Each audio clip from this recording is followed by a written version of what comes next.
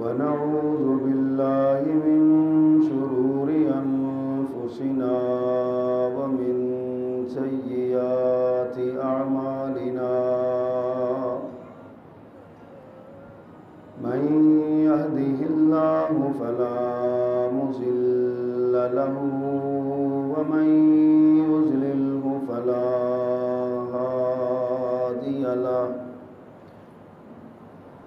وأشهد أن لا إله إلا الله وحده لا شريك له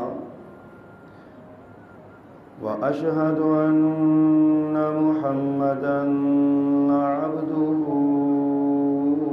ورسوله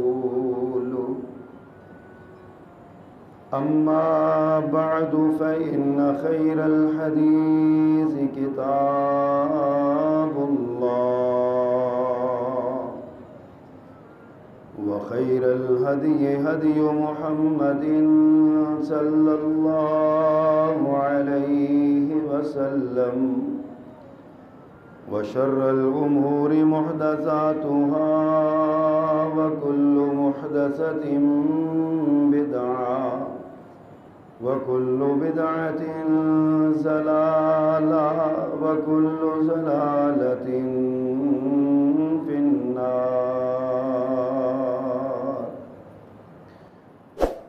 اللهم صل على محمد وعلى آل محمد كما صليت على إبراهيم وعلى آل إبراهيم إنك حميد مجيد. اللهم بارك على محمد وعلى آل محمد كما باركت على إبراهيم وعلى آل إبراهيم إنك حميد مجيد. رب اشرح لي صدري ويسر لي أمري واحلل عقدة من لساني يفقهوا قولي. اللهم انفعنا بما علمتنا وعلمنا ما ينفعنا وزدنا علما. أما بعد فأعوذ بالله السميع العليم وبوجهه الكريم وسلطانه القديم من الشيطان الرجيم من همزه ونفخه ونفثه. بسم الله الرحمن الرحيم. وقال ربكم ادعوني أستجب لكم إن الذين يستكبرون عن عبادتي سيدخلون جهنم داخرين.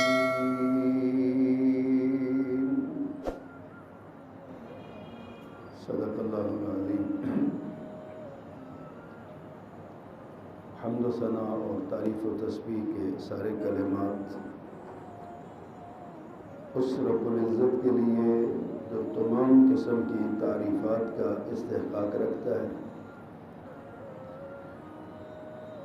ساری تسبیحات و تکبیرات اور تحلیلات کے کلمات اس اللہ کے لیے جو اکیلا ہی وحدہ لا شریک ہے، اپنی سلطنت میں، اپنی صفات میں، اپنی قدرت میں، اپنے افعال میں اس کو کوئی ساتھی نہیں ہے، وہ اکیلا ہی ہے۔ درود و سلام اس ہستی اقدس و مقدس پر جس نے اپنی تعلیمات کے ذریعے ہمیں ہمارے حقیقی خالق سے روشناس کروایا، جس نے ہمارے لیے دعائیں مانگ مانگ کے ہدایت کے راستے کھولے، جس نے ہمارے لیے اللہ کے حضور التجائیں کر کر کے جنت کے دروازے کھولے اور جہنم کے دروازے بند کیے۔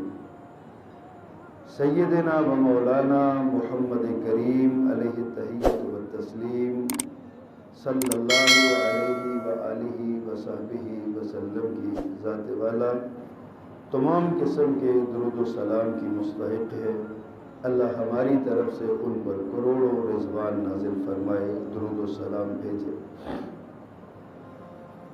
حضرات محترم، رمضان المبارک کا مہینہ بہت تیزی سے ہمارے ہاتھوں سے پھسلتا چلا جا رہا ہے۔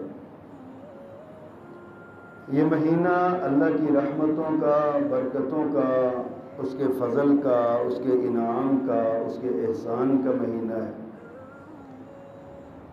اس مہینے میں اس نے جہنم کے دروازے بند کر دیے ہیں، جنت کے دروازے کھول دیے ہیں۔ اپنی رحمتوں کا ایک مسلسل اور موسلا دھار میਂہ ہے جو اس نے برسا رکھا ہے، اور اس نے اپنے بندوں کی بخشش کے بہت سے سامان اور بہت سے بہانے اس مہینے میں رکھ دیے ہیں۔ لیکن بہرحال یہ گنتی کے چند دن ہیں، آج 24 مکمل ہو رہے ہیں، پیچھے 5 رہ گئے یا 4 رہ گئے، یہ دن ختم ہو جانے ہیں۔ یہ مہینہ اصل میں اللہ سبحانہ و تعالیٰ کے ساتھ اپنے تعلقات کو رینیو کرنے کا مہینہ ہے، ٹوٹے ہوئے تعلقات کو بحال کرنے کا مہینہ ہے۔ اللہ کی بغاوت و سرکشی سے جو اس کو ناراض کیا 11 مہینوں میں، اس کو توبہ اللہ سے معافی مانگنے سے راضی کرنے کا مہینہ ہے۔ اور یہ ایام اللہ تعالیٰ نے بہت قیمتی رکھے ہیں، ان کی راتیں بہت قیمتی ہیں، ان کے دن بہت قیمتی ہیں، اس کے لمحے بہت قیمتی ہیں۔ بہرحال یہ مہینہ ہم سے جدا ہو رہا ہے، ہم سے الگ ہو رہا ہے۔ اگر ہماری زندگی رہی تو آئندہ جمعہ اس مہینے میں نہیں ہوگا، یہ مہینہ اس جمعے کے آنے سے پہلے پہلے ختم ہو چکا ہوگا۔ حضرت محترم، اس مہینے کے جہاں اور بہت سے خصائل ہیں، فضائل ہیں، خصوصیات ہیں، اس مہینے کی بہت سی عبادات ہیں، الگ الگ قسم کے اللہ تعالیٰ نے انعامات رکھے ہیں، وہاں اس مہینے کا دعا کے ساتھ بڑا گہرا تعلق ہے۔ اللہ سبحانہ و تعالیٰ نے سورۃ البقرہ میں جہاں رمضان کے مسائل ذکر فرمائے، رمضان کے فضائل ذکر فرمائے، جہاں اللہ نے قرآن مجید کو رمضان کو قرآن کا مہینہ قرار دیا، نزول قرآن کا مہینہ بنایا، ان کے درمیان میں اللہ سبحانہ و تعالیٰ نے ایک نقطہ بڑا پیارا رکھا، فرمایا وَإِذَا سَأَلَكَ عِبَادِي عَنِّي فَإِنِّي قَرِيبٌ۔ مسائل رمضان کے بیان ہو رہے ہیں، فضائل روزے کے بیان ہو رہے ہیں، اور تعلیم اور تربیت روزے کے بارے میں دی جا رہی ہے۔ درمیان میں ایک جملہ اللہ سبحانہ و تعالیٰ نے رکھ دیا ہے، وَإِذَا سَأَلَكَ عِبَادِي عَنِّي فَإِنِّي قَرِيبٌ اجیب دعوت الداعی اذا دعانی فلیستجیبوا لی ولیؤمنوا بی لعلہم یرشدون۔ بہت کمال نقطہ علماء تفسیر نے یہاں بیان فرمایا کہ فرمایا روزے کا دعا کے ساتھ بہت گہرا تعلق ہے۔ روزے کے ذریعے انسان اللہ کا قرب پاتا ہے، اور جب انسان اللہ کے قریب ہو جائے تو وہاں جو جی چاہتا ہے اللہ سے منوا لے، اس وقت اللہ سے مانگ لے، یہ اللہ سے مانگنے کا وقت ہوتا ہے۔ یہی وجہ ہے کہ رسول کریم صلی اللہ علیہ وسلم نے اپنی تعلیمات میں ہمیں یہ بات ارشاد فرمائی کہ روزے کے افطار کے وقت جو وقت ہوتا ہے وہ دعا کی قبولیت کا وقت ہے۔ عین اس وقت جب ادھر سے اذان کی آواز آنے والی ہو، 1 2 3 منٹ باقی ہو، بندہ ہاتھ پھیلا کے رب سے کہے یا اللہ میں نے سارا دن تیری مزدوری کی ہے، سارا دن تیرا حکم مانا ہے، تیری اطاعت کی ہے، اگرچہ میں سمجھتا ہوں کہ یہ میں اس حق ادا نہیں کر سکا، لیکن بہرحال تیرا حکم سمجھ کے کو جو تھوڑا بہت میں نے کیا ہے، یا اللہ اس وقت میں جس حالت میں ہوں تو مجھے جانتا ہے، میں تیرے حضور التجا کرتا ہوں، اللہ میرا روزہ قبول فرما لے۔ ایک روزہ اللہ کی بارگاہ میں قبول ہو گیا، حدیث میں آتا ہے انسان 70,000 سال تک جہنم سے دور ہو جائے گا ایک روزہ رکھنے۔ یہ نفلی روزے کا اجر ہے، اور فرضی روزے کا آپ اندازہ کر لیں کتنا بڑا اجر ہوگا۔ حضرات یہ اللہ سبحانہ و تعالیٰ نے اس کا تعلق بہت گہرا بتایا ہے، بہت گہرا بتایا ہے، اس لیے کہ دعا انسان کی ضرورت ہے۔ اللہ سبحانہ و تعالیٰ نے فرمایا یا ایھا الناس انتم الفقراء الی اللہ، اے انسانوں کی جماعت، اے انسانوں تم سارے کے سارے اللہ کے دروازے کے فقیر ہو۔ انتم الفقراء الی اللہ، تم سب اللہ کے دروازے کے فقیر ہو۔ اور فقیر وہ ہوتا ہے جو ہمیشہ ہاتھ پھیلائے رکھتا ہے، اس کو ڈانٹ پڑ جائے تب بھی، اس کو جھڑک پڑ جائے تب بھی، اس سے محبت ہو جائے تب بھی، اس کو کچھ مل جائے تب بھی، اس کو نہ ملے تب بھی، اس کو کل آنے کے لیے کہہ دیا جائے تب بھی۔ فقیر وہ ہوتا ہے جو اللہ کے سامنے، جو فقیر وہ ہوتا ہے جو اپنے ہاتھ کو پھیلا کے رکھتا ہے۔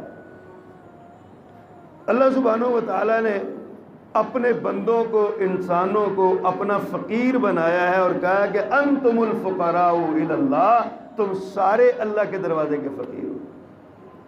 پھر ان فقیروں کی عظمت اللہ نے اس طرح بیان کی، آقا کریم صلی اللہ علیہ وسلم نے ارشاد فرمایا اللہ کو وہ بندہ بڑا ہی پیارا لگتا ہے، بڑا ہی اچھا لگتا ہے، بڑا ہی پسند ہے جو اللہ سے سوال کرتا ہے، اللہ سے مانگتا ہے اور اللہ سے کہتا ہے کہ یا اللہ مجھے دے۔ جتنا سوال اللہ سے کرتا رہے گا اتنا زیادہ اللہ اس پر راضی بھی ہوگا اور اس کو دیتا بھی جائے گا۔ دنیا میں ہم کسی سے مانگتے ہیں، ایک بار مانگتے ہیں، 2 بار مانگتے ہیں، وہ میں ایک بار ہم مانگتے ہیں دے دیتا ہے، دوسری بار مانگتے ہیں وہ دے دیتا ہے، تیسری بار مانگتے ہیں اس کے ماتھے پہ سلوٹ آ جاتی ہے، وہ کوئی دقت محسوس کرنے لگتا ہے، چوتھی بار مانگتے ہیں وہ ڈانٹ دیتا ہے، 5ویں بار مانگتے ہیں وہ بھگا دیتا ہے، اور وہ ہمیں یہ کہتا ہے کہ تم یہاں سے نکل جاؤ، دوبارہ آنا نہیں ہے میرے پاس، تو نے تو عادت ہی بنا لی ہے، تو فقیر ہی بن گیا، تو منگتا ہی بن گیا، تیرا تو کام ہی روز کا تیرا یہ کام ہو گیا ہے۔ وہ ہمیں ڈانٹ دیتا ہے کہ تو نے تماشا بنایا ہوا ہے۔ لیکن یارو اللہ سبحانہ و تعالیٰ وہ ذات ہے، اس سے 1 بار مانگو، 2 بار مانگو، 10 بار مانگو، 10,000 بار مانگو، جتنا زیادہ مانگتے جاؤ گے وہ اتنا زیادہ اسے تم پر پیار آتا جائے گا، تمہیں اپنے قریب کرتا چلا جائے گا۔ اس لیے کہ وہ خود کہتا ہے ادعونی استجب لکم، میرے بندو مجھے پکارو، میں تمہاری پکار کو سنتا ہوں، میں تمہاری پکار کا جواب دیتا ہوں۔ یہ سورۃ المومن ہے 24ویں پارے کی، جس کی آغاز میں نے آیت پڑھی ہے، آغاز خطبہ میں۔ اللہ اکبر، اللہ سبحانہ و تعالیٰ کیا فرماتے ہیں؟ یا وقال ربکم ادعونی استجب لکم، اور لوگوں تمہارا رب یہ کہتا ہے، تمہارا پروردگار یہ کہتا ہے۔ یہاں پہ بڑا خوبصورت نقطہ اس کی تفسیر میں، لفظ رب کی تفسیر میں اللہ نے بیان ہے، علماء تفسیر نے بیان فرمایا کہ جب اللہ سبحانہ و تعالیٰ اپنے بندوں کے لیے اپنی صفت رب کے ساتھ کوئی چیز بیان کرتا ہے نا، تو اس میں شفقت و محبت کی انتہا ہوتی ہے، کیونکہ عربی لغت میں رب کا معنی ہوتا ہے کسی چیز کو اس کے تمام تر ضروریات کے ساتھ اس کو پایہ تکمیل تک پہنچانے والی ذات جو ہوتی ہے وہ رب ہوتی ہے۔ اور یہ رب جو ہے یہ ہم ماں کے پیٹ میں تھے، ہمیں وہاں جو چیز چاہیے تھی وہ عطا کر دی، ہم ماں کے پیٹ سے دنیا میں آئے، ہمیں جو چیز وہاں چاہیے تھی ہماری ضرورت کے مطابق ادا کر دی۔ جیسے جیسے ہم بڑے ہوتے چلے گئے، ہماری ضروریات بڑھتی چلی گئیں، اس نے ہماری ساری ضروریات کو پورا کر دیا۔ جب اس نے ہماری ساری ضروریات کو پورا کر دیا تو اس نے کہا میں تمہارا رب ہوں، میں تمہاری ضروریات کو پورا کرتا ہوں۔ ایسے رب کا تصور دل میں بٹھائیں اور پھر پڑھیں وَقَالَ رَبُّكُمُ ادْعُونِي أَسْتَجِبْ لَكُمْ۔ اور میرے بندو، تمہارا پروردگار یہ کہتا ہے، تمہارا رب یہ کہتا ہے، تمہارا پالنہار یہ کہتا ہے، تمہارا روزی رساں یہ کہتا ہے، تمہیں سانس، تمہارے سانسوں کو چلانے والا یہ کہتا ہے، تمہاری آنکھوں میں بصارت دینے والا یہ کہتا ہے، تمہاری کانوں میں سماعت رکھنے والا یہ کہتا ہے، تمہارے ہاتھوں میں پکڑنے کی طاقت دینے والا یہ کہتا ہے، تمہارے پاؤں میں چلنے کی قوت دینے والا یہ کہتا ہے، تمہارے دل کو دھڑکنے کی طاقت دینے والا یہ کہتا ہے، تمہاری آنکھوں کی پلکوں کو پھڑکنے کی طاقت دینے والا یہ کہتا ہے ادعونی استجب لکم۔ میں نے اتنا کچھ تمہیں بن مانگے دیا، کچھ مجھ سے مانگ کے بھی دیکھ لو، کچھ مجھ سے سوال کر کے دیکھ لو، تم میرے سامنے ہاتھ پھیلا کے دیکھ لو۔ ادعونی، مجھے پکارو، بیمار ہو تم بیماری سے شفا مانگ لو، بے روزگار ہو تم روزگار مانگ لو، بے اولاد ہو تم اولاد مانگ لو، پریشان حال ہو تم سکھ مانگ لو، دکھی ہو تم دکھوں سے نجات مانگ لو۔ او ادعونی استجب لکم، پروردگار تمہارا کہتا ہے کہ آؤ میں تجھ کو دیتا ہوں، تمہاری پکار سنتا ہوں، مجھے پکار کے تو دیکھو۔ یہ ہمارا رب ہے۔ اللہ اکبر۔ اور اللہ کیا فرماتے ہیں؟ ان الذین یستکبرون عن عبادتی سیدخلون جہنم داخرین۔ فرمایا جو میرے سے دعا مانگنے سے انکار کریں گے، میری عبادت کا انکار کریں گے۔ یہاں دعا کو عبادت قرار دیا۔ حدیث میں بھی آتا ہے نا الدعاء هو العبادہ، دعا ہے ہی عبادت۔ کہیں فرمایا الدعاء مخ العبادہ، دعا عبادت کا مغز ہے، اصل چیز ساری عبادت میں دعا ہے۔ اور یہاں فرمایا ان الذین یستکبرون عن عبادتی، وہ لوگ جو میری عبادت کا انکار کرتے ہیں، میرے سامنے ہاتھ پھیلانے سے انکار کرتے ہیں، میرے سامنے جبین نیاز جھکانے سے انکار کرتے ہیں، میرے سامنے سوال کرنے سے انکار کرتے ہیں، دستے سوال پھیلانے سے انکار کرتے ہیں، فرمایا سیدخلون جہنم داخرین، ان قریب میں انہیں ذلیل کر کے جہنم میں پھینک دوں گا۔ رب سے نہیں مانگو گے تو وہ ذلیل کر کے جہنم میں پھینکے گا، رب سے سوال کرو گے تو وہ دنیا میں بھی دے گا، عزت بھی دے گا، عطا بھی کرے گا، راضی بھی ہو جائے گا۔ حضرات، پیارے پیغمبر صلی اللہ علیہ وسلم کی تعلیمات یہ بتاتی ہیں کہ دعا یہ انسان کی ضرورت ہے، دعا انسان کی فطرت ہے، دعا انسان کی عادت ہے۔ اللہ نے اس کے لیے اس کو خاص کیا ہے اور فرمایا کہ تم مجھ سے مانگا کرو۔ علماء حدیث اور علماء تفسیر نے دعا کے کم از کم 15 فوائد بیان کیے ہیں۔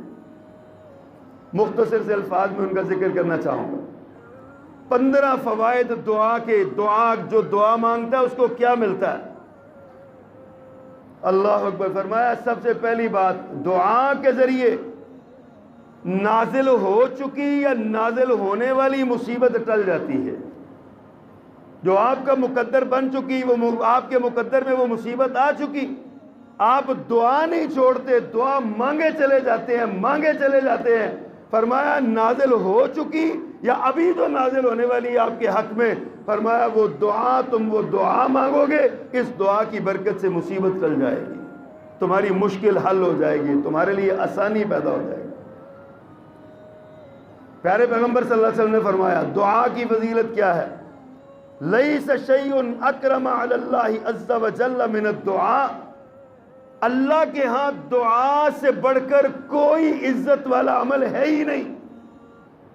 اللہ کو سب سے زیادہ اللہ کے ہاں عزت والا کوئی عمل ہے تو وہ دعا ہے۔ اللہ سے جتنی دعا مانگو گے اللہ اتنی عزت تمہیں عطا کرے گا۔ دعا مانگنے والا معزز ہوتا ہے، اللہ کے سامنے ہاتھ پھیلانے والا اللہ اس کو دنیا میں عزت دیتا ہے، اللہ کے سامنے جھکنے والا اللہ دنیا میں اسے سر بلند کر دیتا ہے۔ فرمایا دعا مسلمان کا ہتھیار ہے، الدعاء سلاح المومن، دعا مومن کا ہتھیار ہے، دین کا ستون ہے اور زمین و آسمان کا نور ہے یہ دعا۔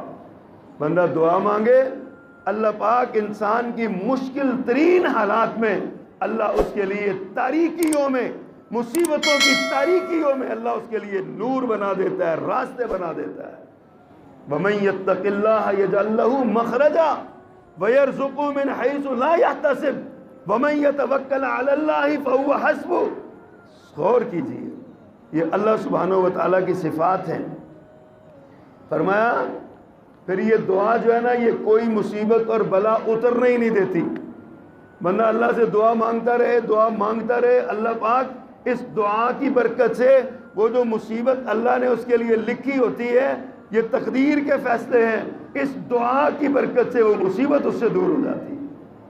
ہم دیکھتے ہیں کئی بار ہمارا راہ چلتے ہوئے ایکسیڈنٹ ہو جاتا ہے، بڑا زور سے ہماری موٹر سائیکل یا گاڑی کہیں ٹکرا جاتی ہے، لیکن ہم فٹافٹ اٹھ کے بیٹھ جاتے ہیں، ہم لوگ بڑا اللہ نے بچایا بھائی۔ یقیناً اللہ نے بچایا، لیکن اس کے پیچھے آپ کی یا آپ کے پیاروں کی دعاؤں کا سما ہوتا ہے۔ وہ چھتری، دعا چھتری بن جاتی ہے۔ آپ کے کسی پیارے نے، آپ کی ماں نے آپ کے لیے دعا کی ہے، آپ کے والد نے آپ کے لیے دعا کی ہے، راہ چلتے کسی بابا جی کو آپ نے سڑک پار کروائی، اس نے کہا جا بیٹا اللہ تیرا بھلا کرے، آج بھلا ہو گیا۔ ہمیں علم نہیں ہے لیکن دعاؤں کی چھتری ہم پہ تنی ہوئی ہے، دعا سے مصیبت ٹل جاتی ہے۔ دعا دشمن سے نجات کا ذریعہ ہے، دعا مانگے دشمن سے نجات کا ذریعہ، دعا کے ذریعے رزق کی وسعت ملتی ہے۔ بندہ اللہ سے دعا مانگے، یا اللہ میرے رزق میں اضافہ فرما، ایک بار کہے، دو بار کہے، 100 بار کہے، 1000 بار کہے، 10,000 بار کہے، کہتا چلا جائے، کہتا چلا جائے، اللہ سبحانہ و تعالیٰ اسے وہاں سے رزق دے گا جہاں سے اس کے گمان میں بھی نہیں ہو۔ دعا کی برکت ہے۔ اللہ اکبر، دعا سے گناہ معاف ہوتے ہیں، دعا سے اللہ کی معیت ملتی ہے۔ فرمایا الدعاء مخ العبادہ، الدعاء هو العبادہ، دعا عبادت ہے، دعا عبادت کا مغز ہے، دعا رحمت کی چابی ہے، دعا قضا کو ٹال دیتی ہے، آئی ہوئی مصیبت کو ٹال دیتی ہے، دعا اللہ کے لشکروں میں سے ایک لشکر ہے، اللہ کے لشکروں میں سے ایک، ہماری مدد کے لیے تیار ایک لشکر ہے۔ اس دعا کو، اور پھر یہ دعا کی توفیق اس کو ملتی ہے جس کے لیے رحمت کے دروازے اللہ کھول دیتے ہیں، پہلے ہی کھول دیتے ہیں۔ دعا کے لیے ہاتھ اٹھا، اللہ توفیق ہی اس کو دیتا ہے جس کے لیے اللہ نے قبولیت کا وعدہ کر رکھا ہے۔ لیکن دعا کی قبولیت کے 3 انداز ہیں میرے رب کے۔ انسان جلد باز ہے نا، کہتا ہے بس ادھر سے میں نے زبان سے نکالی ادھر پوری ہو جائے۔ میرے رب نے فرمایا نہیں، دعا تم مانگتے ہو، حکمتیں میری ہوتی ہیں، تم ایک چیز مانگتے ہو وہ تمہارے لیے نقصان دہ ہے، تمہیں علم نہیں ہے، مجھے علم ہے، میں اس دعا کے بدلے تمہاری دعا رد نہیں کروں گا، میرا وعدہ ہے ادعونی استجب لکم، مجھے پکارو میں تمہاری پکار سنوں گا، میں تمہاری پکار کا جواب دوں گا، میں تمہاری دعا قبول کروں گا۔ اللہ فرماتے ہیں میرا وعدہ ہے، دعا تم مانگتے جاؤ، اب میری دعا، میرا انداز ہے دعا کی قبولیت کا۔ ایک بات تو یہ ہے جو مانگو گے میں دے دوں گا، میں سمجھوں گا تمہارے حق میں بہتر ہے تو میں تمہیں دے دوں گا، میری حکمت ہوگی تمہارے لیے یہ بہتر ہے میں تمہیں دے دوں گا، میری رضا پہ شاکر ہو جاؤ۔ اگر میں سمجھوں گا اپنے علم ازلی اور ابدی کے تحت، اگر میں یہ سمجھوں کہ یہ جو دعا تم مانگ رہے ہو یہ تمہارے لیے نقصان کا باعث ہے، یہ تمہارے لیے نقصان کا باعث ہے، لہذا میں وہ چیز تمہیں نہیں دوں گا، بلکہ اس کے بدلے تمہیں کوئی اور چیز عطا کر دوں گا جو تم مانگو گے نہیں، لیکن مجھے پتا ہے یہ تمہارے حق میں بہتر ہے۔ لیکن کبھی ایسا ہوتا ہے بندہ اللہ سے اولاد مانگتا ہے، یا اللہ مجھے بیٹا دے، بیٹا دے، بیٹا دے، بیٹی تو مانگتے کوئی نہیں ہے نا، بیٹا دے، اللہ بیٹا نہیں دیتا، بیٹی دے دیتا ہے۔ اللہ کو علم ہے کہ اس کی ضرورت اس کی بیٹی ہے، مستقبل میں اس کے کام آنے والی اس کی بیٹی ہے، بیٹا اس کے کام نہیں آئے گا، اللہ اس کو بیٹا نہیں دیتا۔ ہم دیکھتے نہیں ہمارے معاشرے میں کتنے لوگ ہیں، جب بیٹا بدبخت اور نافرمان نکلتا ہے تو ماں یہ دعا کرتی ہے، باپ کہتی ہے جمدے ہی کیوں نہیں مر گیا ہے، اس نے مجھے ذلیل کروا دیا، یہ پیدا ہوتے کیوں نہیں مر گیا، یہ بھی ہم کہہ دیتے ہیں نا۔ اصل میں اس وقت ہم اللہ کی حکمتوں کو نہیں سمجھ رہے ہوتے۔ اللہ اکبر۔ تو عرض کیا ہے کہ دعا اللہ اللہ، پھر بندہ جب اللہ سے دعا مانگتا ہے نا تو اللہ کی طرف سے جواب آتا ہے لبیک یا عبدی، میرے بندے میں حاضر ہوں، مجھے پکارا ہے تو نے تو میں حاضر ہوں، بتاؤ۔ دعا فوری قبول ہو گئی، دعا پوسٹ پون ہو گئی، متبادل مل گیا دعا کا۔ اور تیسری قبولیت کی شرط یہ ہے، قبولیت کا انداز یہ ہے کہ دعا کو پوسٹ پون کر دیا گیا قیامت تک کے لیے۔ آج قیامت کا دن ہے، بندہ رب کے سامنے کھڑا ہے، اللہ فرمائے گا تمہاری کو نیکیاں، وہ کہے گا یہی چھوٹا سا کاغذ ہے اور کچھ نہیں ہے۔ اللہ سبحانہ و تعالیٰ فرمائے گا یہ دیکھو یہ ڈھیر لگا ہوا تیری نیکیوں کا، 1,00,000 نیکی پڑی ہے، مثال دے رہا ہوں 1,00,000 نیکی پڑی ہے۔ یا اللہ یہ کہاں سے آ گئی، میں نے تو 1,00,000 روپیہ میں تو زندگی میں کبھی نہیں دیکھا، میں تو مانگتا رہا۔ اللہ فرمائے وہ جو مانگتا رہا وہ آج تمہیں مل گیا، تو نے 1,00,000 روپیہ مانگا تھا، میں نے دنیا میں تمہیں نہیں دیا تھا، اس لیے کہ وہ 1,00,000 روپیہ تیرے اخلاق کو بگاڑ سکتا تھا، تیرے کردار کو بگاڑ سکتا تھا، تیری جان کا نقصان کر سکتا تھا، تیرے ایمان کا نقصان کر سکتا تھا، میرے علم میں تھا، اس لیے میں نے تجھے نہیں دیا۔ میں نے دنیا میں تجھے غربت و افلاس پہ رکھ کے راضی رکھا، آج تو میرے پاس آیا، جتنے پیسے تو نے مانگے یہ تیری نیکیوں کا ڈھیر لگا پڑا ہے۔ اللہ فرماتے ہیں یہ نیکیاں تیرے لیے میں نے، یہ تیری نیکیاں ہیں۔ اللہ کی دعا کی قبولیت کا ایک انداز یہ بھی اس طرح کا بھی انداز ہوتا ہے۔ اللہ فرماتے ہیں لبیک یا عبدی، میرے بندے میں حاضر ہوں، بتا کیا چاہیے۔ اسی لیے پیارے پیغمبر صلی اللہ علیہ وسلم نے فرمایا دعا سے کبھی نہیں اکتانا چاہیے، کبھی بھی دعا سے تھکنا نہیں چاہیے۔ مانگتے ملتا ہے تب بھی، نہیں ملتا تب بھی، دیر سے ملتا ہے تب بھی، جلدی ملتا ہے تب بھی، نہیں ملتا تب بھی مانگتے رہنا چاہیے اللہ سے۔ دعا کے بارے میں کسی نے بڑی خوبصورت بات کہی، دعا اصل میں ایک دستک ہے، دروازہ کھٹکھٹاتے رہو کھٹکھٹاتے رہو، کبھی نہ کبھی تو کھل ہی جائے گا نا، کبھی نہ کبھی تو دروازہ کھل ہی جائے گا، کھٹکھٹاتے رہنا چاہیے، دروازہ کبھی بند نہیں کرنا چاہیے۔ اللہ سبحانہ و تعالی وہ ذات ہے، وہ ہستی ہے جو اپنے بندے سے بہت پیار کرتی ہے۔ دعا کے ذریعے اللہ کے ہاں بندے کو عزت ملتی ہے، اللہ سبحانہ و تعالیٰ کے ہاں ایک مقام اور ایک مرتبہ بنتا ہے۔ ہم نے آج دعا کو پس پشت ڈالا ہوا ہے، ہم نماز پڑھتے ہیں دڑکی لگا جاتے ہیں، اللہ کے سامنے ہاتھ پھیلاتے ہوئے ہمیں شرم آتی ہے، ہم کہتے ہیں ضرورت نہیں رہ گئی، اب ہمیں جو ہے نا وہ ضرورت نہیں ہے۔ میرے آقا نے فرمایا بندہ جب اللہ کے سامنے ہاتھ پھیلاتا ہے نا تو اللہ کو شرم آتی ہے کہ اپنے اس بندے کے اٹھے ہوئے ہاتھوں کو خالی لوٹا دوں، اس کو خالی موڑ دوں۔ وہ اللہ اتنی شرم و حیا رکھنے والا، وہ اللہ اپنے بندے کے اٹھے ہاتھوں کی لاج رکھنے والا، ہم اس کے سامنے ہاتھ ہی نہیں پھیلاتے۔ ہم کبھی اکیلے میں بیٹھ کے اس کے سامنے اپنے ہاتھوں کو پھیلاتے ہی نہیں ہیں، کبھی اس کے سامنے اپنے ہاتھوں کو کشکول بناتے ہی نہیں ہیں۔ ہم اتنے متکبر ہو گئے ہیں، ہمارے اندر اتنا تکبر آ گیا کہ ہم اللہ سے سوال ہی نہیں کرتے، جبکہ ہم تو محتاج ہیں، سانس لینے کے لیے بھی اس کے محتاج ہیں، پلک کے جھپکنے کے لیے بھی اس کے محتاج ہیں، زبان کی حرکت دینے کے لیے بھی اس کے محتاج ہیں، اپنے خیالات کو الفاظ کا جامہ پہنانے کے لیے بھی اس کے محتاج ہیں۔ ہم جو لقمہ منہ میں ڈالتے ہیں وہ لقمہ حلق میں اتارنے کے لیے بھی اس کے محتاج ہیں، حلق میں اتر جائے تو وہاں جا کے اس کو نظام کے عمل سے گزارنے میں بھی اس کے محتاج ہیں۔ ہم تو ہر جگہ پہ اس کے محتاج ہیں اور ہم اسے دعا ہی نہیں مانگتے، اس کے سامنے ہاتھ ہی نہیں پھیلاتے، اس کے سامنے ہم اس کے سامنے اپنی خواہشات ہی نہیں رکھتے۔ ہم کہتے ہیں اللہ دینا دے دے، نہیں دینا نہ دے۔ میرے آقا نے فرمایا کبھی اللہ سے یہ نہ کہو یا اللہ اگر تو چاہے تو مجھے دے دے، اگر تو چاہے تو نہ دے، یہ کبھی یہ سوال نہیں کرنا چاہیے، بلکہ جب بھی ہاتھ اٹھاؤ پورے یقین کے ساتھ مانگو اللہ میں نے لے کے اٹھنا ہے، میں نے جانا ہی نہیں ہے، میرا تیرے سوا ہے کون، کس سے میں سوال کروں گا۔ پیارے پیغمبر صلی اللہ علیہ وسلم نے اسی طرح سوال کیا تھا، انبیاء کرام نے اسی طرح سوال کیے تھے۔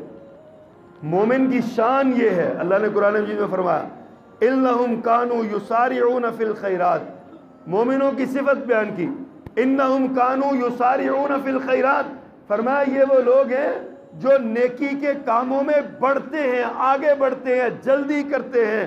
اور ساتھ ہی فرمایا وَيَدْعُونَنَا رَغَبًا وَرَهَبًا وَكَانُوا لَنَا خَاشِعِينَ۔ وَيَدْعُونَنَا، وہ ہمیں پکارتے ہیں، ہمارے سامنے ہاتھ پھیلاتے ہیں، ہمیں آوازیں دیتے ہیں، رغباً و رہبا، رغبت کے ساتھ، الفت کے ساتھ، محبت کے ساتھ، اللہ کی پیار کے ساتھ پکارتے ہیں، اور اللہ کی ناراضگی کا ڈر بھی دل میں بساتے ہیں کہ کہیں اللہ ہم سے ناراض نہ ہو جائے کسی بات سے۔ اللہ کی ناراضگی کے ڈر سے، اللہ کی رحمت کی امید کے ساتھ، فرمایا یدعوننا، وہ پکارتے ہیں ہمیں رغبا و رہبا وَكَانُوا لَنَا خَاشِعِينَ، اور وہ ہم سے ڈرنے والے تھے، ہمارے سامنے ہاتھ پھیلانے والے، ہم سے ڈرنے والے، اللہ کے سامنے سوال کرنے والے، اللہ کے سامنے عجز و انکسار کا پیکر بن کے رہنے والے۔ یا اللہ تھوڑا سا عمل کیا قبول کر لے۔ یہ دیکھیے ایک نبی ہے، اللہ نے اس کو اپنی خلت کے منصب پر فائز کیا ہے۔ وَاتَّخَذَ اللَّهُ إِبْرَاهِيمَ خَلِيلًا، اللہ نے ابراہیم کو اپنا یار بنایا ہے، اپنا خلیل اور دوست بنایا ہے۔ آج یہ خلیل اللہ نے اس کی ڈیوٹی لگائی ہے کہ تم بیت اللہ کی دیواریں کھڑی کرو، بیت اللہ کی تعمیر کرو۔ اللہ نے فرمایا میرا گھر بناؤ، گھر بنایا، بیت اللہ مکمل ہو گیا۔ جب بیت اللہ مکمل ہو گیا تو دونوں باپ اور بیٹا، مزدور بھی اور مستری بھی، دونوں باپ اور بیٹا رب کے سامنے کھڑے ہو گئے، ربنا تقبل منا انک انت السمیع العلیم۔ یا اللہ تیرا حکم سمجھ کے، تیری اطاعت کرتے ہوئے، تیری فرما برداری کرتے ہوئے ہم نے تیرے گھر کو تیرے حکم کے مطابق بنا دیا ہے، اب ہم تیرے سامنے ہاتھ پھیلاتے ہیں کہ مالک یہ قبول کر لے، کہیں ایسا نہ ہو کہ ہم اتنی محنت کریں اور ہمارے عمل قبول ہی نہ ہو۔ اللہ آپ کو نیکی کو توفیق دیتا ہے نا، تو نیکی کرنے کے بعد اللہ کے سامنے ہاتھ پھیلایا کرے، یا اللہ معاف کر دے، اللہ قبول کر لے، یا اللہ یہ جو نیکی چھوٹی سی ہم نے کر لی ہے تو نے کروا لی ہے، کیوں؟ لا حول ولا قوت الا باللہ، اللہ کے سوا نیکی کو توفیق دے ہی نہیں سکتا، برائی سے بچنے کی ہمت دے ہی نہیں سکتا، اللہ ہے جو برائی سے بچا بھی لیتا ہے، نیکی کروا بھی لیتا ہے۔ جب وہ نیکی کروا لیتا ہے تو پھر اس کے سامنے ہاتھ باندھ دینے چاہیے نا، یا اللہ تو نے یہ نیکی، تو ہمیں مسجد میں لے آیا، ہم نے تیرے حضور سجدہ کر لیا، یا اللہ اب تیرے حضور التجا کرتے ہیں، قبول بھی کر لے، ہمارا سجدہ قبول کر لے۔ کہیں گرمی کی شدت میں پسینے سے شرابور ہو کے ہم سڑکوں سے گزر کے تیرے گھر تک آ تو گئے ہیں، کہیں ایسا نہ ہو کہ تو ہمیں ٹھکرا دے، یا اللہ قبول کر لے۔ سردی کی شدت میں ٹھٹرتے ہوئے اپنے گرموں نرم بستروں سے نکل کے ہم تیرے حضور حاضر ہو گئے ہیں، اللہ قبول کر لے۔ اللہ سے التجا کیا کریں، یا اللہ قبول کر لے۔ نبی ابراہیم نے کہا انک انت السمیع العلیم، اللہ تو سننے والا جاننے والا ہے، ہماری دعائیں قبول کر لے، ہماری محنت قبول کر لے، ہم نے جو تیرا حکم سمجھ کے جو کام کیا اس کو اپنی بارگاہ میں منظور کر لے۔ ایک اور نبی، اللہ اکبر، سیدنا موسیٰ علیہ السلام، بستی کا ایک بندہ دوڑا دوڑا آیا، کہا ہے موسیٰ میں دربار میں، شاہی دربار میں بیٹھا تھا، فرعون کے دربار میں تیری موت کے فیصلے ہو رہے ہیں، تیرے قتل کے فیصلے ہو گئے ہیں، اپنا بندوبست کر لے، یہاں سے نکل جا، فٹافٹ اپنی جان بچا، جان چھڑا، نکل جا۔ سیدنا موسیٰ علیہ السلام نکلے وہاں سے، اور جاتے ہوئے اللہ سے کیا کہتے ہیں؟ رب نجینی من القوم الظالمین، اللہ مجھے ظالموں کی قوم سے نجات عطا فرما۔ اللہ نے کیا فرمایا؟ لا تخف نجوت من القوم الظالمین، اے میرے موسیٰ گھبرانے کی ضرورت نہیں ہے، پریشان ہونے کی ضرورت نہیں ہے، لا تخف ڈرنے کی ضرورت نہیں ہے، تم میرے لیے نکلا ہے، نجوت من القوم الظالمین، تمہیں گھبرانے کی ضرورت نہیں، جا میں نے تجھے ظالموں سے نجات عطا کر دی۔ سیدنا موسیٰ علیہ السلام نکل گئے، آگے وہ بڑا مدین کا قصہ، وہاں پہ وہ جو پانی پلانے والے کنویں پہ لوگ کھڑے تھے، دو لڑکیوں کو دیکھا، پانی ان کی بکریوں کو پلایا، پانی پلا کے وہ ان کو واپس بھیج دیا۔ غیرت والے، شرم والے، حیا والے تھے، کہا بیٹیوں کا کیا کام ہے سڑکوں کے اوپر کھڑی ہو، بیٹیوں کا کیا کام ہے یہاں لوگوں کے درمیان پھنس کے کھڑی ہو، ان کو پانی پلایا، بھیج دیا، اور خود قرآن میں آتا ہے، خود ایک درخت کے نیچے جا کے بیٹھ گئے اور اب سوچنے لگے کہاں سے دوڑ کے آیا ہوں, کہاں تک پہنچ گیا ہوں, کوئی آگا پیچھا نہیں ہے, کوئی مجھے سنبھالنے والا نہیں ہے, اللہ کی ذات کے سوا کوئی میرا پرسان حال نہیں ہے, کوئی میرا وکیل اور کفیل نہیں ہے, اللہ کے سوا میرا کس کو پکاروں. وہیں پہ بیٹھے بیٹھے اس درخت کے نیچے کیا خوبصورت بات کہی, رب انی لما انزلت الی من خیر فقیر, یا اللہ میں بھوکا ہوں, میری روٹی کا بندوبست کر دے. اللہ میں فقیر ہوں, مجھے ٹھکانہ دے دے. رب انی لما انزلت الی من خیر فقیر, اللہ میں تیری طرف آیا ہوں, میں فقیر ہوں, مجھے خیر عطا فرما, میں فقیر ہوں تیرے دروازے کا, اللہ میری بھلائی کا سامان کر.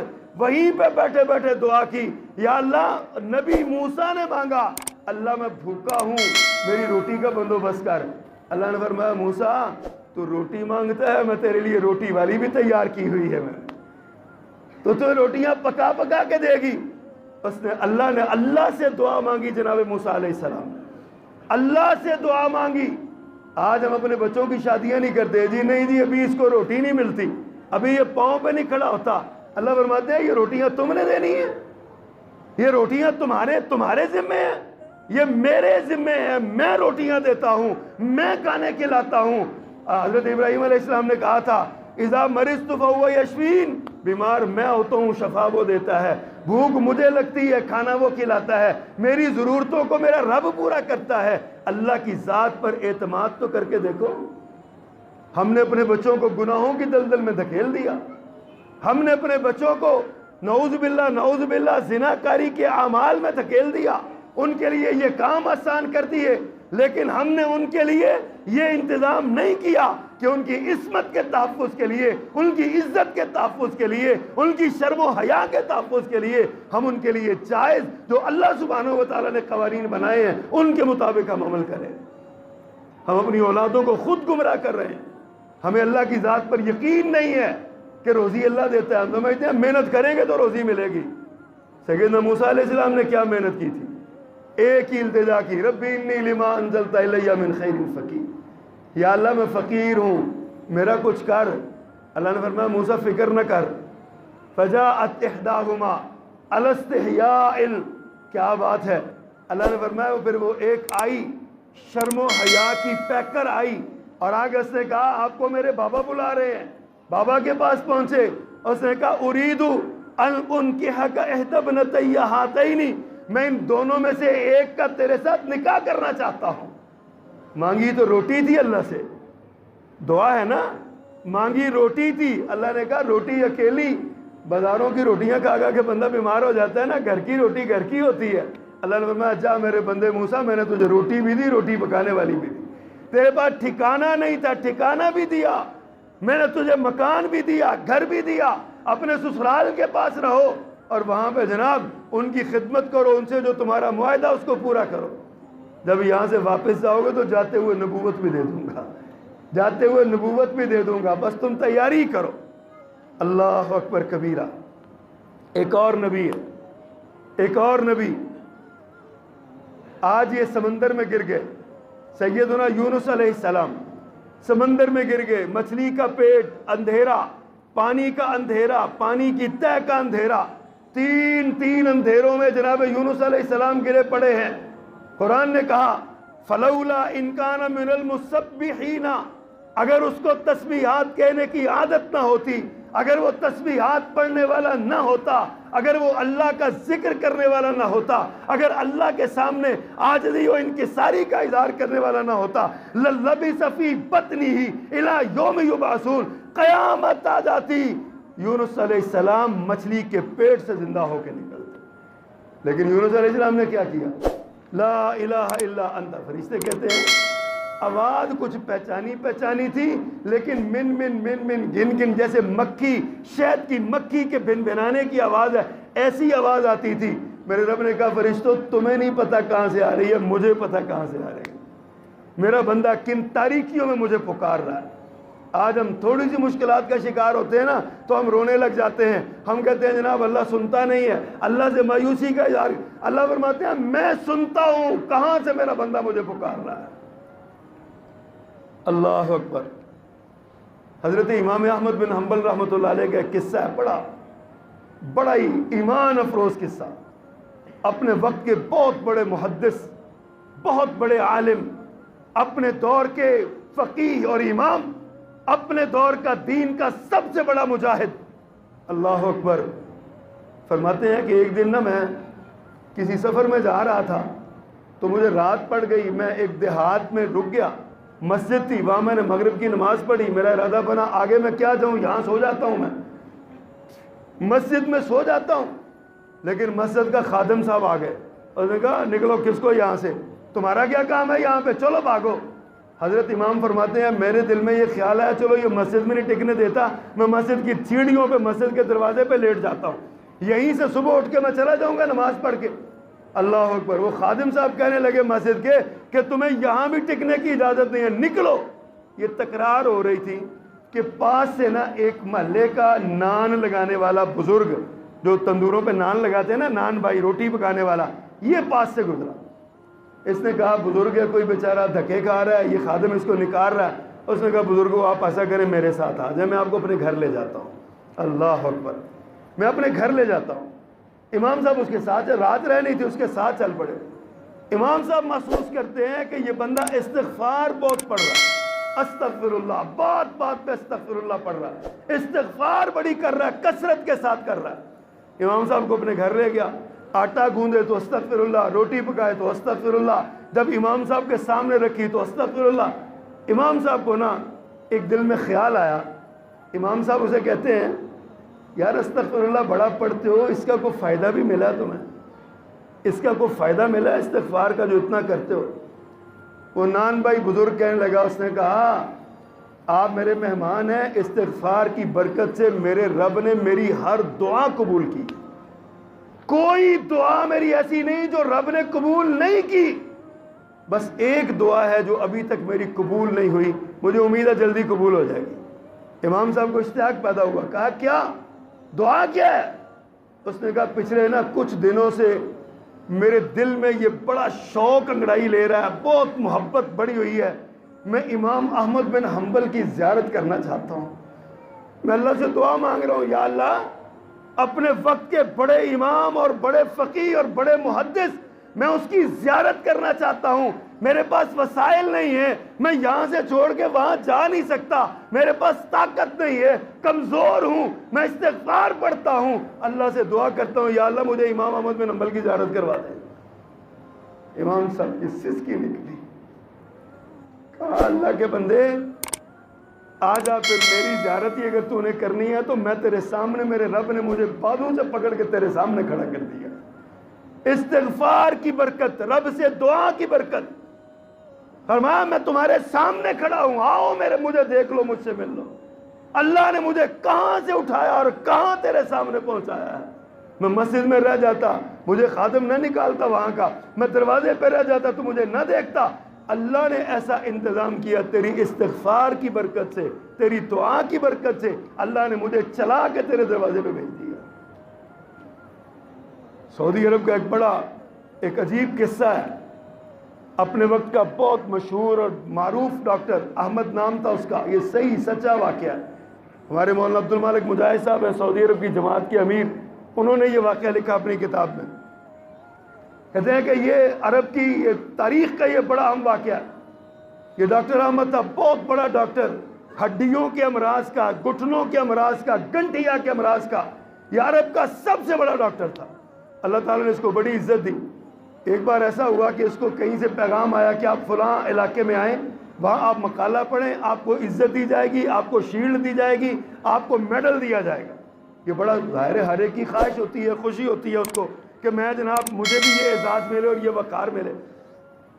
وہ کہتے ہیں میں تیار ہوا، جہاز پہ ایئرپورٹ پہ آیا، جہاز میں بیٹھا، جہاز اڑ گیا، میرا دل خوشیوں کے ساتھ آسمانوں میں پہنچا ہوا، مجھے انعام ملے گا، آج میڈل ملے گا، آج میرا پوری دنیا میں، پورے عرب میں میرا نام ہوگا۔ کہتے ہوا یہ کہ میں جب جہاز اڑا تو تھوڑا سا جہاز آگے گیا تو اچانک اناؤنسمنٹ ہوئی کہ جہاز میں خرابی پیدا ہو گئی، ہم قریب کے ایئرپورٹ پہ اتر رہے ہیں، جہاز آگے نہیں جا سکتا۔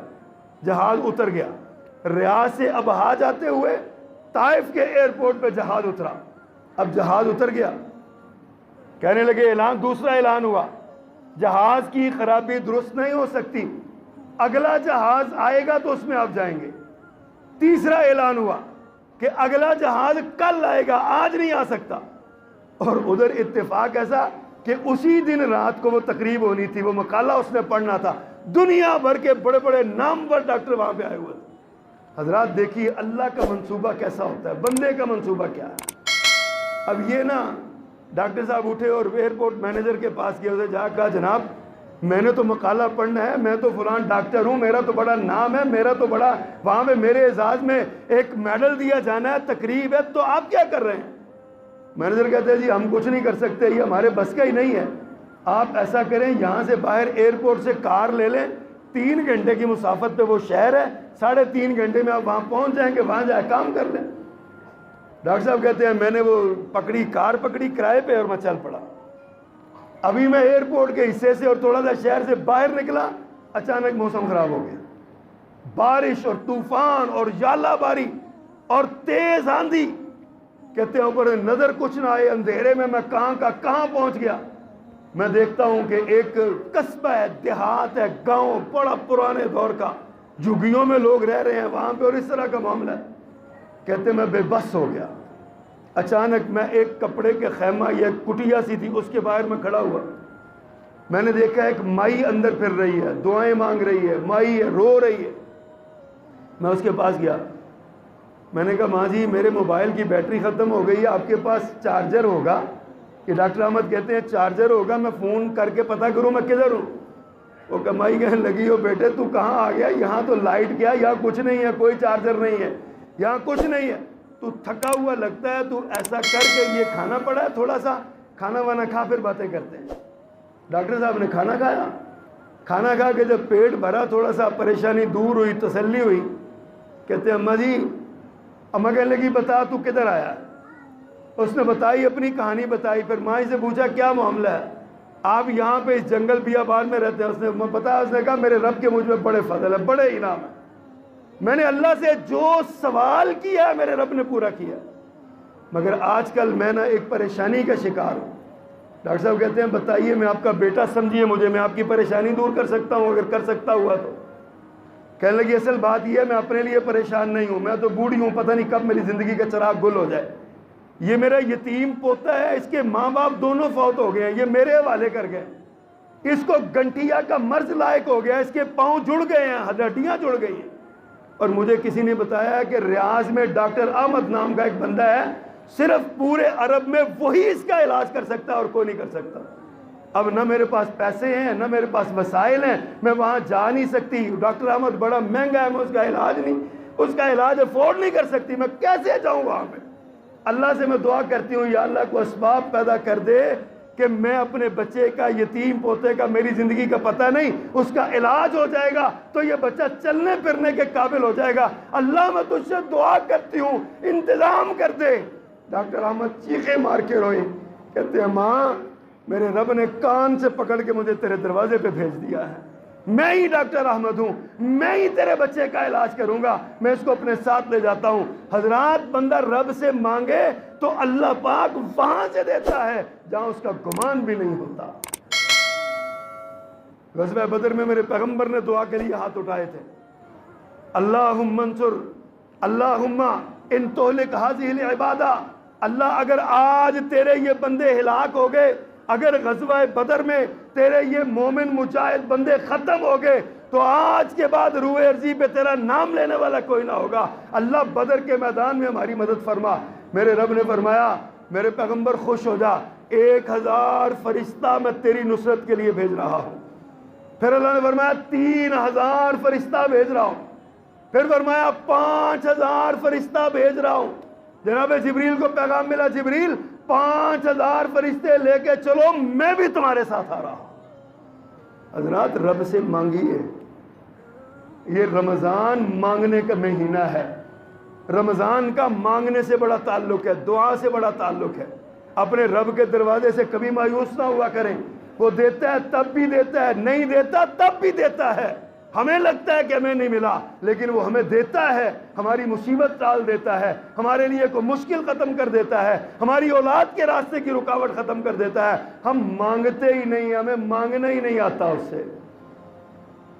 کبھی اس کی رحمت کو جوش دلایا کریں، کبھی اس سے گپ شپ لگایا کریں، کبھی تنہائی میں بیٹھ کے اس سے اپنے ایک روایتی دعا ہوتی ہے نا، آپ مانگتے ہیں ٹھیک ہے، مانگنا چاہیے، لیکن کبھی کبھی غیر روایتی انداز اپنانا چاہیے۔ کبھی مصلی پہ بیٹھ کے نا اللہ کے سامنے اپنے ہاتھوں کو پھیلائیے اور ان ہاتھوں کو نا اپنی کتاب بنا لیجئے اور ان کے اندر دیکھیے آپ نے ماضی میں کیا کیا کیا ہے، فلم چلائیے اور پھر اللہ سے کہیے یا اللہ میرے پاس تو گندگی ہی گندگی ہے، میرے پاس تو نافرمانی ہی نافرمانی ہے، میرے پاس تو بغاوت ہی بغاوت ہے، مگر اللہ ایک بات ہے، میں تیرا دروازہ چھوڑ کے کہیں جاتا نہیں۔ اللہ میں تیرا دروازہ چھوڑ کے کہیں نہیں جاتا، الہی میں تیرا دروازہ میں نے پکڑا ہوا ہے۔ حضرات میں نے پچھلے جمعے ماجی عائشہ کا قصہ سنایا تھا، جب واقعہ عفق میں سارے معاملات ہوئے، اللہ کے رسول صلی اللہ علیہ وسلم نے ماں جی کو اپنے گھر بھیج دیا، اپنے باپ کے گھر بھیج دیا، اور اللہ کے رسول مشورے کر رہے ہیں، پریشان ہیں بہت زیادہ، مشورے کر رہے ہیں، کہہ رہے ہیں یا اللہ، وہ اپنے صحابہ سے پوچھ رہے ہیں، اپنے خدام سے پوچھ رہے ہیں، سارے اپنا اپنا مشورہ دے رہے ہیں، حتیٰ کہ صورتحال یہاں ہوئی، اختصار کے ساتھ میں بات پہنچاؤں، پیارے پیغمبر ماجی عائشہ کے والد ابو بکر صدیق کے گھر گئے، وہاں پہ جا کے دروازہ کھٹکھٹایا، ماجی ام رومان نے دروازہ کھولا، آپ نے دروازے پہ کھڑے ہو کہا میرا بیمار کدھر ہے؟ محبت بڑی تھی، پیار بڑا تھا، اللہ نے دل میں عقیدت اور الفت بڑی ڈالی ہوئی تھی، میرا بیمار کدھر ہے؟ کہا جی وہ چارپائی کے ساتھ چارپائی بنی ہوئی ہے۔ جناب رسول کریم چارپائی کے پاس پہنچے، سیدہ عائشہ کے پاس بیٹھ گئے، محبت سے باتیں کی، اور ساتھ ہی آپ نے یہ جملہ بولا، فرمایا عائشہ اگر غلطی ہو گئی ہے تو اللہ سے معافی مانگ لو، اگر نہیں ہوئی تو مجھے بتاؤ معاملہ کیا ہے۔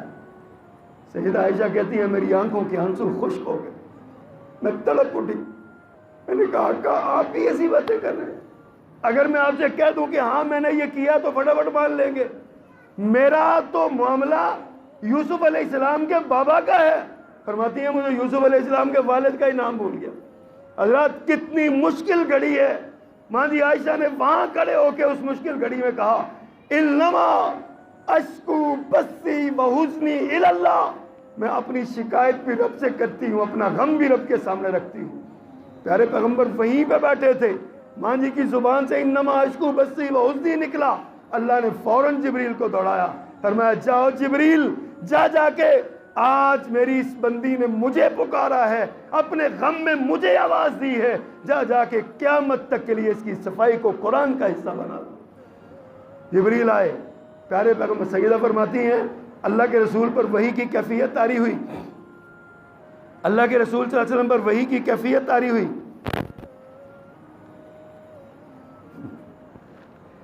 اللہ کے رسول صلی اللہ علیہ وسلم پر وحی کی کیفیت طاری ہوئی۔ ماں جی فرماتی ہیں ام رومان کہتی ہیں ابو بکر صدیق پاس بیٹھے ہیں، ام رومان کہتی ہیں ہم ڈر گئے، پتہ نہیں کیا خبر آئے گی۔ ماں جی فرماتی ہیں میں مطمئن تھی، مجھے پتا تھا میرا ضمیر بھی صاف ہے اور میرا پیر بھی صاف ہے، میرا کوئی مسئلہ نہیں ہے۔ وہی ختم ہوئی، پیارے پیغمبر کے چہرے پہ موتی کھلے، مسکراہٹ سے گلاب کی پنکھڑیوں جیسا آپ کے ہونٹ کھلے۔ فرمایا عائشہ تمہیں مبارک ہو، اللہ نے قرآن کی 11 آیتیں تیرے حق میں اتار دی ہیں، اللہ نے تیری صفائی قرآن میں بیان کر دی۔ رب سے مانگے، رب سے مانگے، رب سے مانگے۔ اور ماں جی نے پھر ماں جی نے کہا سیدہ عائشہ سے، عائشہ اٹھو، اللہ کے رسول کا شکریہ ادا کرو، شکریہ ادا کرو اللہ کے رسول کا۔ ماں جی تھی نا، بڑی سیانی خاتون تھی، ناز آ گیا، پیار آ گیا، کہا میں ان کا شکریہ کیوں ادا کروں، میں اس کا شکریہ کیوں نہ ادا کروں جس نے میری شان میں قرآن اتار دیا، جس نے قرآن اتار دیا میری شان میں۔ حضرات اللہ سے مانگیے، ہم اللہ کے دروازے کے فقیر ہیں، اللہ کے دروازے کے بھکاری ہیں، اللہ کے دروازے کے منگتے ہیں، ہم اللہ ہی کے سامنے ہمیں اپنی التجائیں، دعائیں، ندائیں، پکاریں، سب کچھ اللہ کے سامنے رکھنا چاہیے۔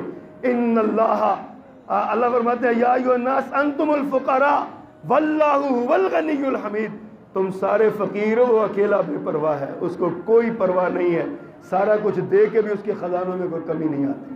اللہ سبحانہ و تعالی ہمارے حال پہ رحم فرمائے، اللہ ہمیں مانگتے رہنے کی اللہ توفیق عطا فرمائے۔ وما علینا الا البلاغ المبین۔